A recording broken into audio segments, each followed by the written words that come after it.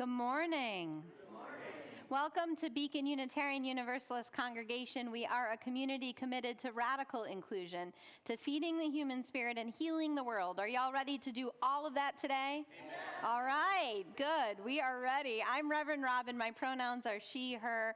I am a short, middle-aged white woman, and you will see me as I'm moving in the space, limping a little. I had a minor injury on my foot. I will be okay, but I'm just sharing with you. It felt like an injury that shouldn't happen. I tripped on the cord as I was plugging in my electric car that's powered by a solar panel. That just feels like the universe. Thank you. Thank you for your sympathy, beloved. No good deed, right? And I am delighted to be joined this day by Jackie Jones, who is back with us, leading us with music. And John O'Neill is back on the piano. We're so glad to have you here, John. And we're glad to have you here, beloved. Today is our Sunday where we are honoring Transgender Day of Remembrance. And so I am grateful for your presence here as well as online, as together we call ourselves into remembrance, but also recommitment and also an affirmation as we declare together that all who are transgender, non-binary, intersex, genderful are indeed beloved. And with that spirit of inclusion and affirmation, I invite you to take a moment and greet your neighbor and those who are online. If you'd let us know you are here, and greet one another in the chat. Welcome.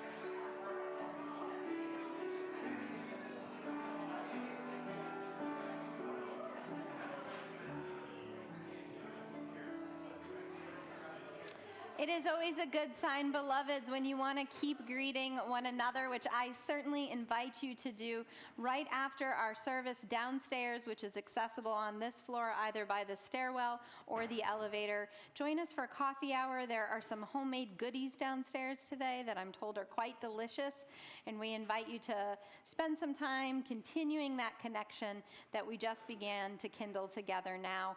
And for those who are online, we have an online social hour, an opportunity over Zoom that you can connect across the country and around the world thanks to the gifts of technology. Now would you take a breath with me as we begin? We're going to kindle the light of our faith, our chalice. And I'd like to invite Christine forward and to see, is there a volunteer who would like to light our chalice? Come forward, please. And Christine.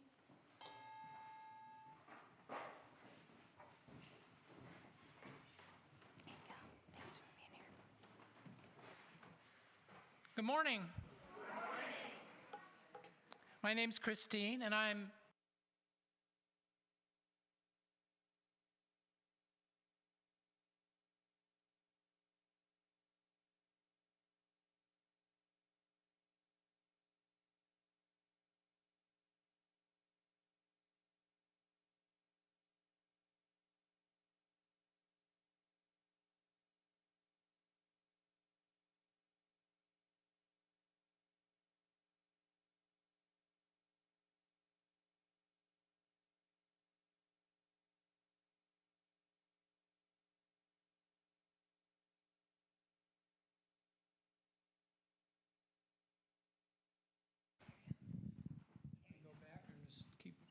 go forward. We heard it until it died.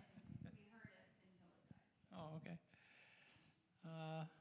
The Loved Ones by Wendell Berry. The loved ones we call the dead depart from us, and for a while we are absent. And then, as if called back by our love, they come near us again. They enter our dreams. We feel they have been near us when we have not thought of them. They are simply here, simply waiting, while we are distracted among our obligations. At last, it comes to us. They live now in the permanent world. We are the absent ones.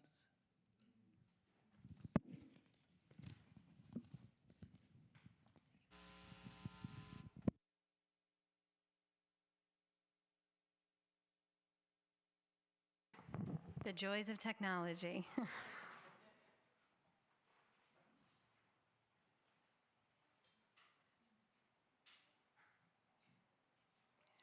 Thank you. And thank you, Christine. I invite Jackie forward now to lead us in our opening hymn. And as you're able, if you would rise in body or in spirit.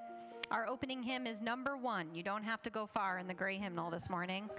May nothing evil cross this door.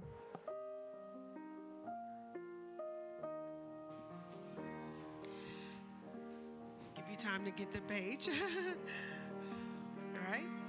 May nothing evil cross this door, and may ill fortune never pry about these windows. May the roar and rain go by. By faith made strong, the rafters will withstand the battering of the storm. This heart, though all the world grow chill, will keep you warm.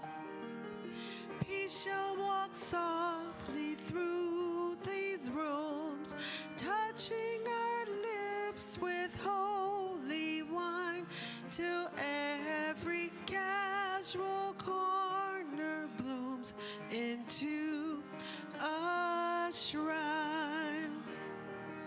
With laughter drown the raucous shout, and though these sheltering walls are thin, they may be strong to keep hate out and hold love in.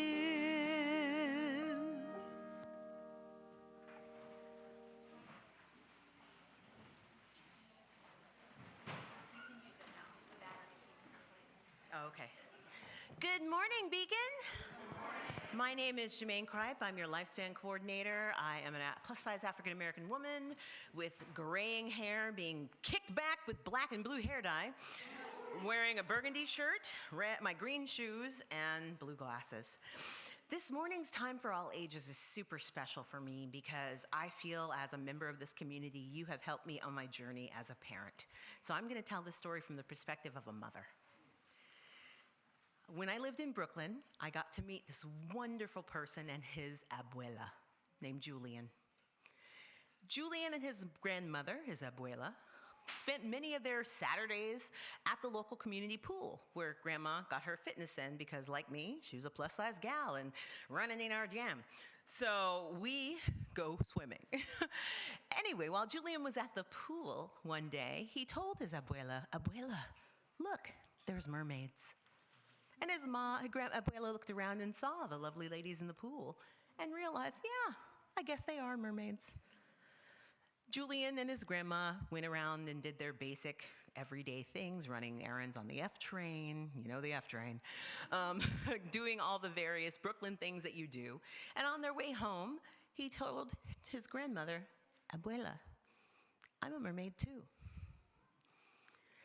His abuela didn't think too much about it. She wasn't too sure how she felt, but she was like, "Of course you are, my beautiful Julian." And when she went home to shampoo and shower off all the chlorine from the pool, Julian took the doily from underneath her plant and put it on his head.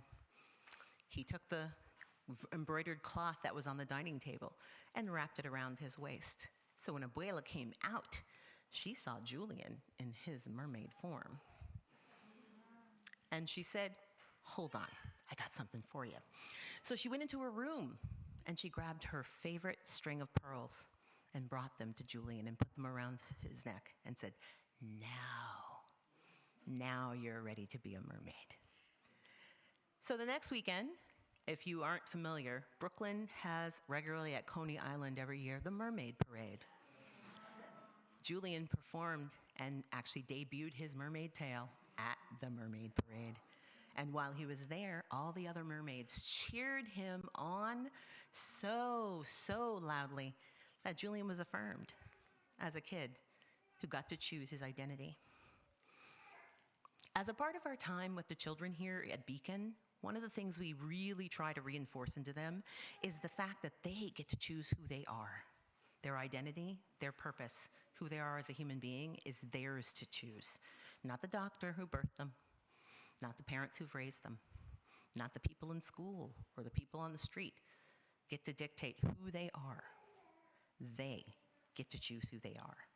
And just like Julian's abuela, every one of them is beautiful. So could you help me remember, and can you also remember to remind your kids, the young people in your life, that whatever form they want to take, be it boy, girl, or mermaid, that they are special, that they are loved, and they are beautiful, exactly who they present to be. Here ends our time for all ages.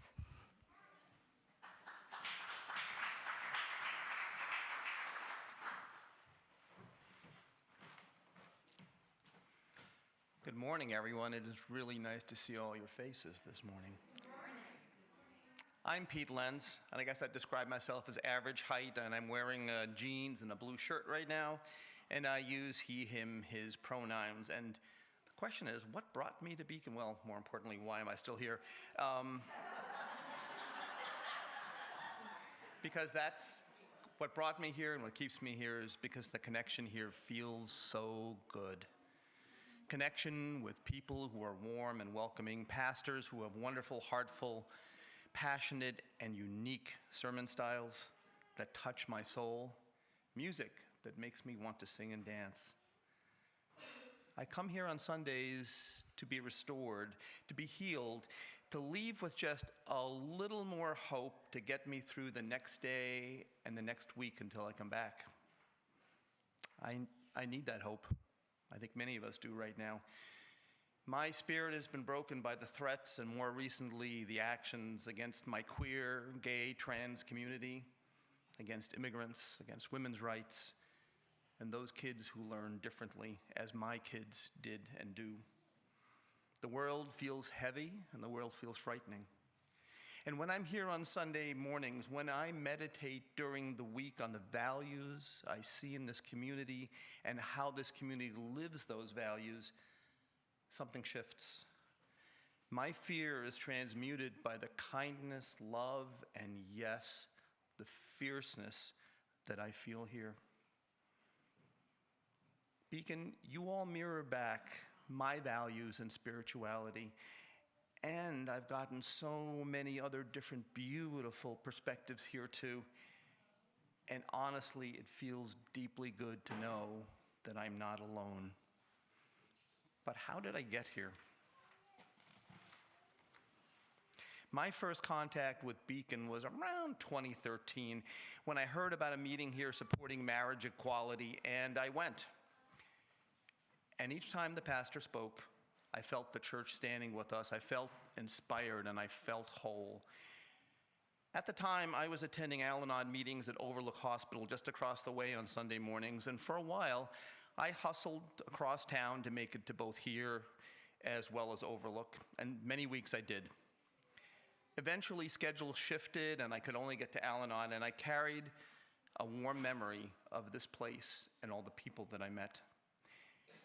For many seasons after that, Al-Anon became my sanctuary, the place that helped me stay grounded while my family life spun out of control with my codependency and multiple alcoholics and addicts.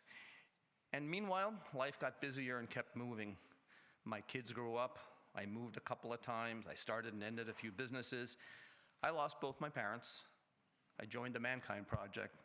I fell in and out of love. I sang 10 seasons with the New York City Gay Men's Chorus. I got exhausted. And I adopted a couple of cats. And then my youngest moved out. I sold the house, I bought a condo, and I began living alone for the first time in decades. And I asked myself, what's next? And my heart led me back to this place, to Beacon. You give me hope, and you give me safety, and that's why I am here. Thank you.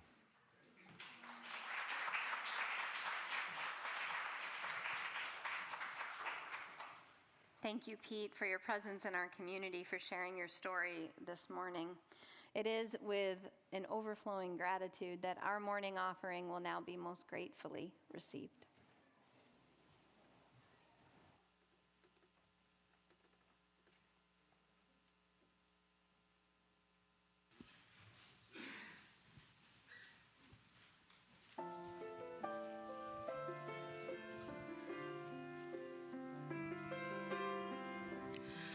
I've got a roof over my head. I've got a warm place to sleep. Some nights I lie awake counting gifts instead of counting sheep. I've got a heart that can hold love. I've got a mind that can think. There may be times when I lose the light and let my spirit sink, but I can't stay depressed. When I remember how I am blessed, grateful, grateful, truly grateful I am. Grateful, grateful, truly blessed and duly grateful.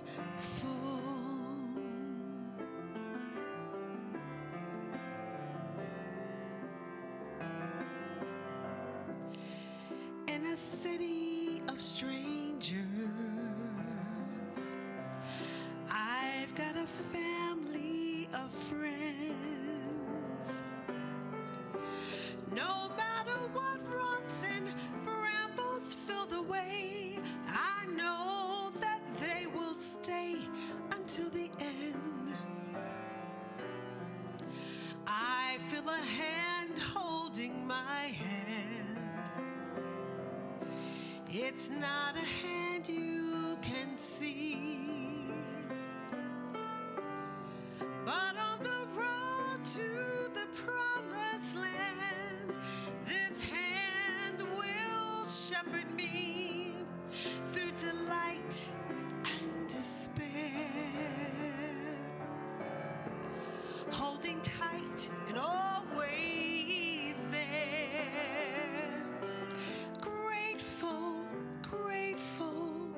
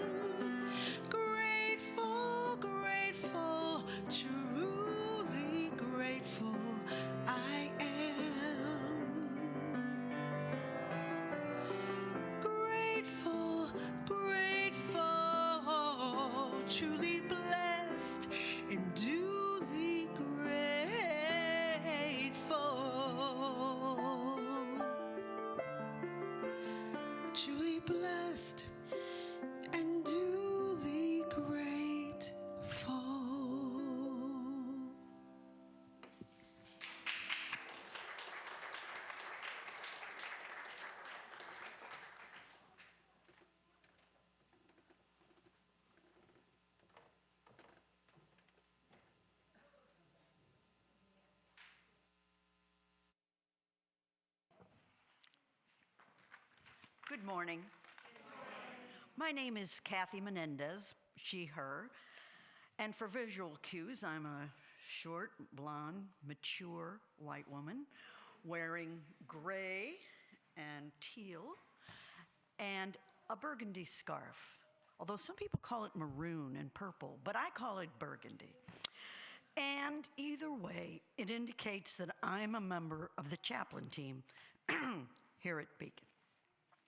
As chaplains, we extend the spiritual care of the community by offering intentional compassion through presence and listening in a one-to-one confidential setting. And if you would like to meet with a chaplain, contact me or a member of the ministry team. Chaplains also get to facilitate our weekly ritual of community candle lighting. And together we light candles of joy, of sorrow, and of gratitude. This morning, we light a candle to celebrate and commemorate the lives of transgender folks in honor of the Transgender Day of Remembrance.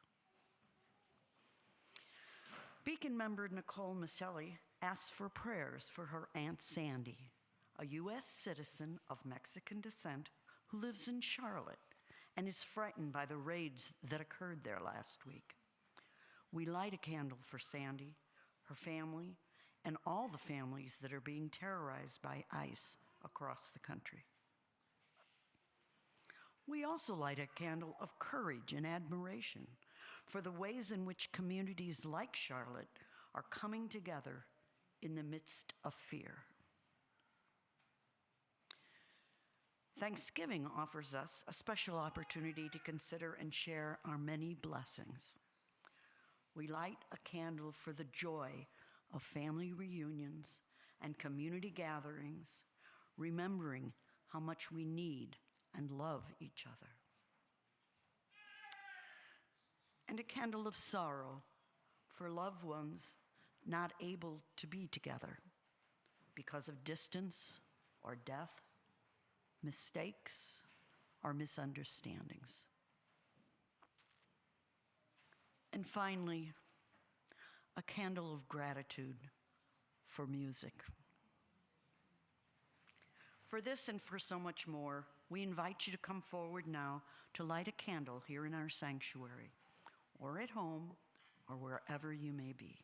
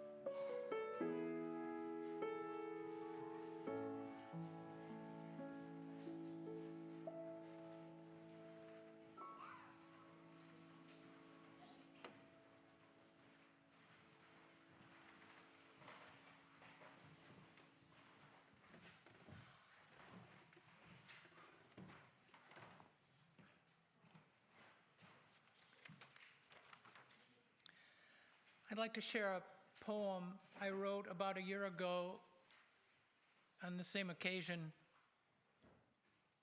It's called Blessings. Bless Leah Alcorn in rural Ohio, gentle and tentative, gifted with the confidence of knowing who she was from age 4. Not Joshua, as her birth certificate stated, not the good boy his parents insisted he was.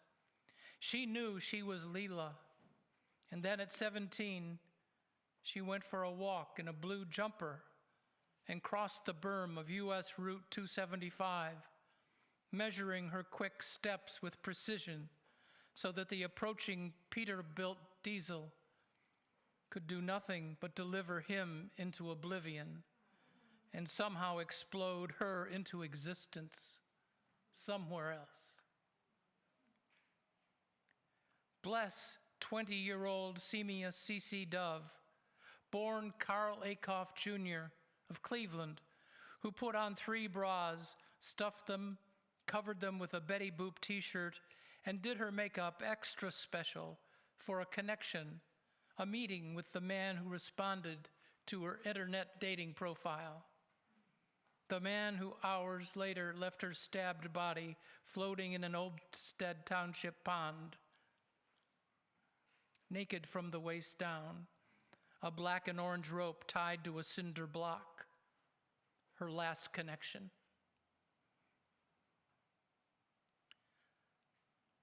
Bless Sam Harrell Price, broad-shouldered junior from Oberlin College, who came out as trans at age 20 and killed herself on her 21st birthday, ending her life of barefoot integrity, ending her habitual insistence on sharing her money with the homeless on the street and working to protect the environment, ending her close bond with her unconditionally loving family in New Jersey and her bountiful friends, ending her joyous expansiveness because perhaps she couldn't find herself indoors within the unforgiving confines of a full-length mirror, or outdoors where side eyes and pointed fingers tortured the air she was trying to improve.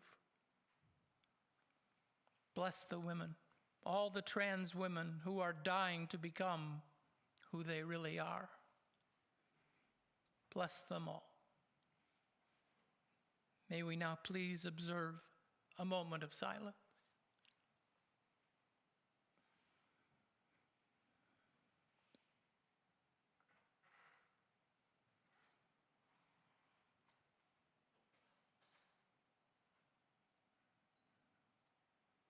Thank you.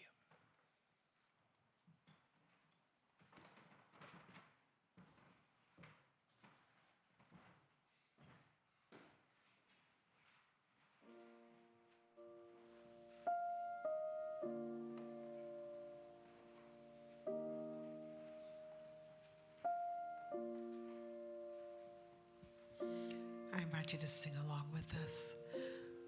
Hymn 1002, Comfort Me.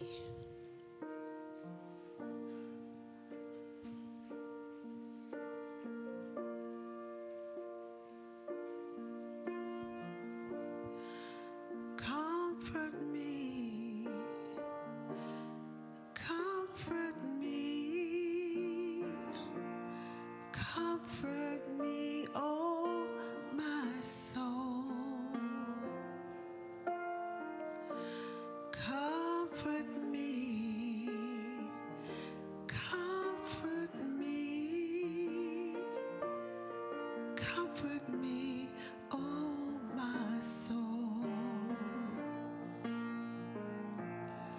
Sing with me, sing with me, sing with me.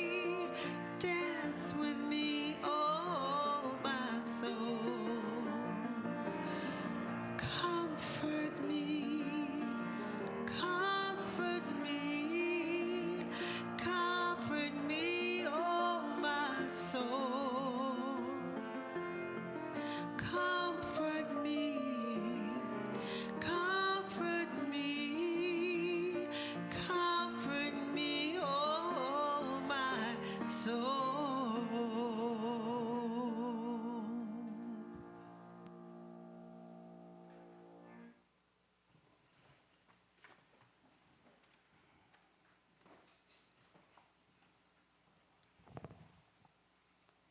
Let us hold together one more moment of silence with honor and witness.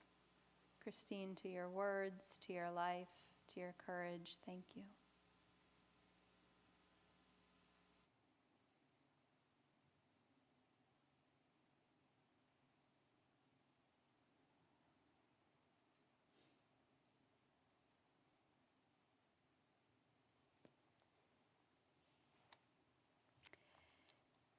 It was 26 years ago when community members in Boston, trans advocates Gwendolyn Ann Smith, Nancy Nangaroni, and Jahaira D'Alto, they gathered to remember their beloveds, Rita Hester and Chanel Pickett.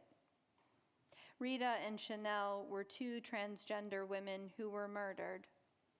And like many of the stories over the years, they were also trans women of color who are disproportionately the victims of violence. Those initial organizers of what became that first Transgender Day of Remembrance, Gwendolyn, Nancy, and Jahaira, gathered the community to mourn, to remember, but also to draw attention in the Boston community to the violent attacks against trans women, most especially Black trans women. Since that first gathering, every year on November 20th, and now far beyond Boston, indeed all over the world, we are called to remember those transgender, non-binary, intersex, and genderful lives who have been swept and violently taken from the earth simply for being who they are. Of the 61 beloveds who were remembered this year in the United States, 2 were in New Jersey. Raven Syed, a sophomore at Rider University, who died by suicide, and Aurora Pellegrina, 35, who was found in an abandoned house in Lawrenceville, New Jersey.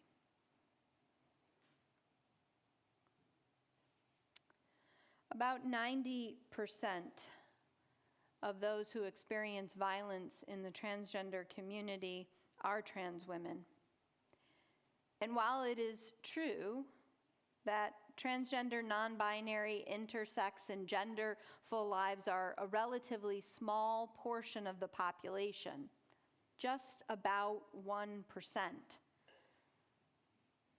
this community receives a disproportionate, a voluminous amount of violence against them, including legislative violence.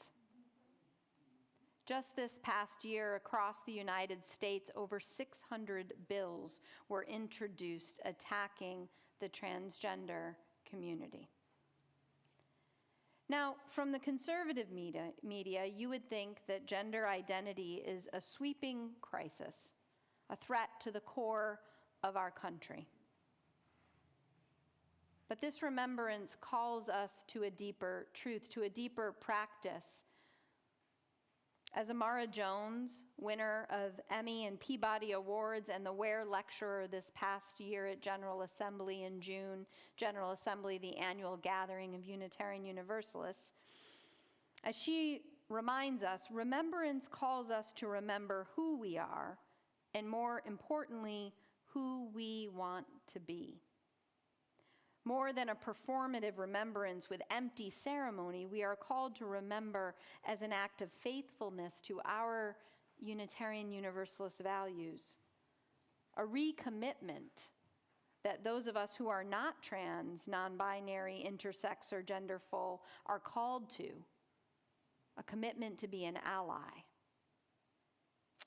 Now, we remember and we realize that a small minority of people are being weaponized and attacked as part of a larger system that goes after the most vulnerable among us. As Jones, a trans activist, reminds us, transgender people, she says, are about as frequent as redheads. And yet, she said, there has been a targeted campaign not only in the United States, but around the world. Now, as an LGBTQ advocate, an out lesbian, and a parent of a transgender child, young adult, I have to keep switching that language. I keep wanting to call them a child. They are not a child. I am conscious of how common and easy it is to treat Transgender Day of Remembrance as a one-day act and then go back to my life as someone who is cisgender. And how easy it is, even in the easiest of moments, when I introduce myself, to simply say I'm Reverend Robin instead of saying I'm Reverend Robin and my pronouns are she, her. Or what's more, when I'm in a circle and someone is misgendered, to stay quiet and not offer a correction. I have parented now 2 trans kids. My spouse and I, Reverend Anne Marie Alderman, were asked to become foster parents, in fact, by the Division of Child Protection and Permanency because they did not have enough homes for children who are transgender and non-binary. And so the first child who was placed with us is trans. She's now a young adult, living on her own and doing well, and she is one of those Black trans women. Whenever I read those statistics, the number of trans women are never simply a percentage of a population. For me now as a parent, those statistics are a lump in my throat, a tightening in my chest, a clenching of the fists. They are the fear for someone I love and whose life matters to me. But I am aware of how my life before parenting trans kids, how often my advocacy focused only on myself and focused too much on only marriage equality and not fighting with equal fervor the supposed bathroom bills, for example, in North Carolina that attacked the trans community well over a decade ago. But as a parent, I became aware of how daily living for my children became so much more complicated than someone who is cisgender, so much more unsafe. How simply going to the bathroom at school as a trans, non-binary teen could be an impossible choice that could lead you, depending upon that school system and whether they followed the New Jersey directives or not, how that choice might become so impossible that you wouldn't go to the bathroom at all. How you might suffer infections because it wasn't safe to use a bathroom at school. How road trips suddenly changed in our family, figuring out if there were rest stops from here to family in North Carolina or Florida that would be safe spaces where we all could stop. I suddenly became aware of how an older teen, one of my children who I normally would not have ever given a second thought to saying, of course you can walk to your friend's house. How suddenly I felt that grip of fear in my chest, knowing that walking to that friend's house meant walking past 280, where any car could be coming off that ramp with anyone in it who might intend violence against one of my kids. So I know I have been changed by being a parent of transgender children, and my hope is on this Transgender Day of Remembrance, those of us who are allies in this space don't have to have the experiences I have had as a parent in order to awaken our commitment to a deeper allyship. I know that remembrances can become performative so easily. We've all seen it, right? A remembrance of something, an anniversary, where the obligatory music or reading or candles, a ritual we barely notice because it's done so many times as the thing we should do. But I also know the power of a faith that remembers well instead of this performative remembrance, and therefore can learn how to do justice well. And as Amara Jones reminded us in June at that Where lecture, justice is a verb, she said. It's not a faint hope. It's not an ethereal belief. Justice is a hard road practice you have to remain steadfast in the darkest of times. So perhaps this Transgender Day of Remembrance is not at all a superficial action that assuages our fears or numbs our accountability, but instead, perhaps, whether we are the parent of a trans child or not, perhaps it catches us at heart center. Perhaps we feel our fists clenching. Perhaps we all feel that lump in our throats, and like Christine, we find the words at last to speak.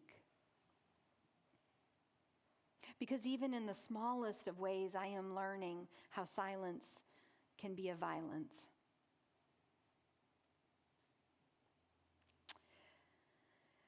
There was a moment in North Carolina of celebration for marriage equality that I had the privilege of being a part of.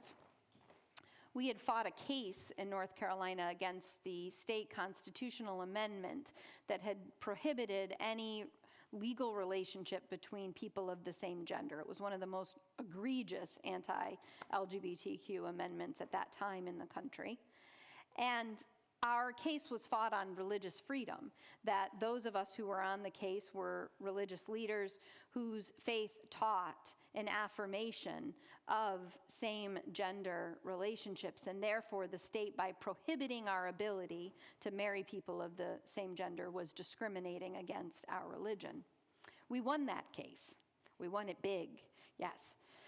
And overnight, quite literally, because of the decision of some judges, we went from having a prohibition in the state to having marriage equality, and not only in North Carolina, but because it was the district, several states as well.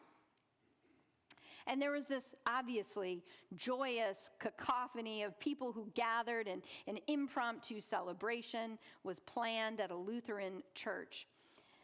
And those of us who were plaintiffs on the case, many of us were faith leaders like myself, but also gay and lesbian leaders. And there was this moment when my colleague and friend, Reverend Dr. Nancy Ellett Allison, who's a United Church of Christ minister, gathered us all for a blessing. And we were kind of in a circle, and there were chairs behind us as we were getting ready for the service.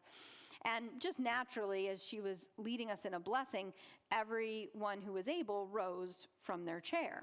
And she gave us this blessing, thanking us for being the plaintiffs on this case, for this, incredible moment of victory and celebration and affirmation, and how wonderful it was. And then she concluded the blessing. And so we all naturally just sat down, including some of the gay and lesbian couples who had gathered there who were also plaintiffs on the case. And as we sat down, she looked at the gathered group, Nancy, who is cisgender and straight, and she said the most remarkable thing that I never would have anticipated in that moment of celebration. She said, "You don't get the right to sit down now." And she had just blessed us. We were celebrating. It's like, come on, Nancy. And she said, you see, you now have a privilege in this place, and the work is not done. So you don't get to sit down. You are accountable to your blessing. That has stuck with me in every moment since then, when I have been in the fight for some call to justice, including for transgender, non-binary, intersex, and gender-full beloveds, to remember that I have a blessing to which I am accountable.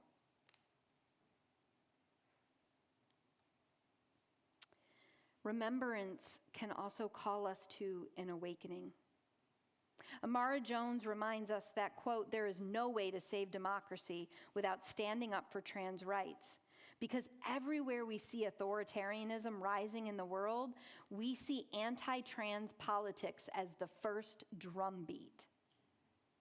In the lecture, which again I encourage you to watch, she goes through the countries, China, Hungary, Uganda, Russia, Turkey, the United States, where the fight and the scapegoating and the violence against the trans community is the beginning of the drumbeat of authoritarianism. Why attack 1% of the population and turn it into a crisis? Because you know that soccer moms and even gay and lesbian advocates and progressives will become just uncomfortable enough when you start talking about gender identity. And in that discomfort, you can leverage their silence. And that's all you need to have a successful campaign of scapegoating and creating a march toward authoritarianism. All you need is silence. Just capitalize on that discomfort. Just give enough discomfort that maybe, even though they know better, in a circle when someone's misgendered, they won't make a correction. Maybe when someone says a trans joke and they know that it's wrong, they'll just stay quiet. Because silence is all that you need. But remembering and calling forth the names and humanizing the who in this Transgender Day of Remembrance, as Christine, thank you, you did so beautifully and powerfully and truthfully, is what can move us from a commemoration that is superficial to a remembrance that begins to seed that justice. As trans activist Raquel Willis writes in The Risk It Takes to Bloom, revolution isn't a singular event, but a continuously unfolding phenomenon. The transformational energy we feel during seismic events doesn't dissipate. It stays with us, waiting to be reactivated so we can transform the institutions around us. The collectives, the industries, the organizations, the schools, the places of our worship, our communities, our families, and ourselves. So let everything you feel be fertilizer. Anguish, anxiety, fear, grief, joy, love, mourning, rage, sorrow, wanting, yearning. And let us not be distracted or deterred from our duties in the garden of liberation, honoring our place, taking the risk to bloom again and again, planting seeds of resilience and leaving the soil richer for generations to come. Remembrance like that in a good memorial service. Has anyone here ever been to a good memorial service? I know that's a weird thing to say, but that's a thing that ministers say. Reverend Blanca could maybe testify for me. A good memorial service where an honest and full testimony of someone's life was given. And where the remembrances actually, thank you, Jim, for the witness this morning. I feel like I'm back in North Carolina. That's very affirming. Where the remembrance of someone's life is such, the testimonies that are brought forth, and there's an honesty to it, not a superficial, she was a lovely person, but a real story of the person's life, and even the challenges and maybe the lessons and the losses of their life are told such that they are called forth into the space. And you almost feel their presence there as each story and each remembrance is offered. Transgender Day of Remembrance can be like that good memorial where we take those who have been taken and we bring them back, not that they be remembered by the worst violent act that was done to them, but that they be remembered in the fullness of their lives, that we humanize what we talk about in the statistics, and that the 1% becomes here in our heart here on our lips, here animated in our hands. A remembrance that calls us back to the hard road practice of justice, as Amara Jones called us to, that takes the shards of trauma and puts together a mirror in which we can see ourselves and the larger system we must fight together. And suddenly it isn't about how many trans people there are in society, but it is about the fact that transphobia is a cultivated tool that is used to whip us up in a storm of fear.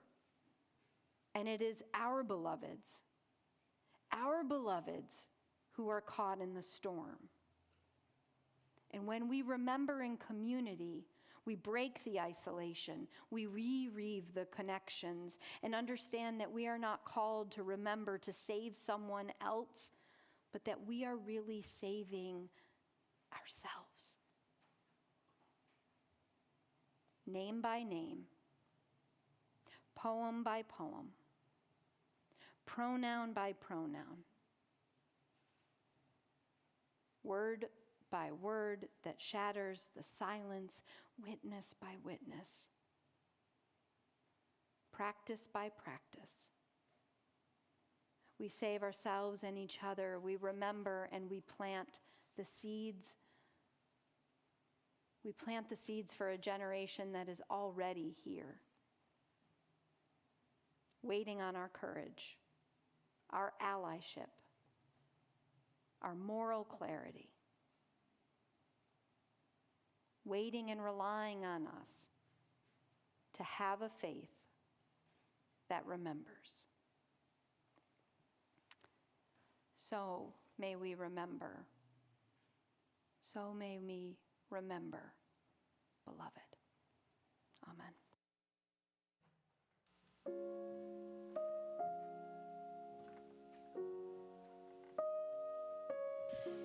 Thank you, Reverend Dr. Robin, for that powerful, powerful message. I invite you to stand and rise as you are able, and we're going to sing from hymn 95. There is more love somewhere.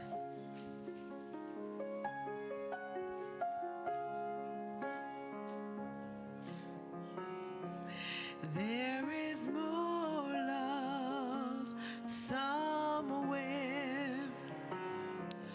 There is more love somewhere.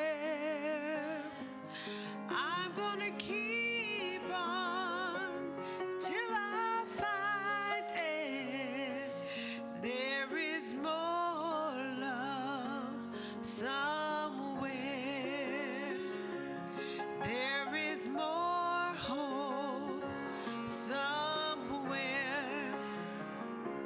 There is more hope somewhere. I'm gonna keep on till I find it. There is more hope somewhere. There is more peace somewhere. There is more peace somewhere. I'm gonna keep on till I find it. Yeah, there is more peace somewhere. There is more joy somewhere. There is more joy somewhere. And I'm gonna keep on till I find it. There is more joy somewhere.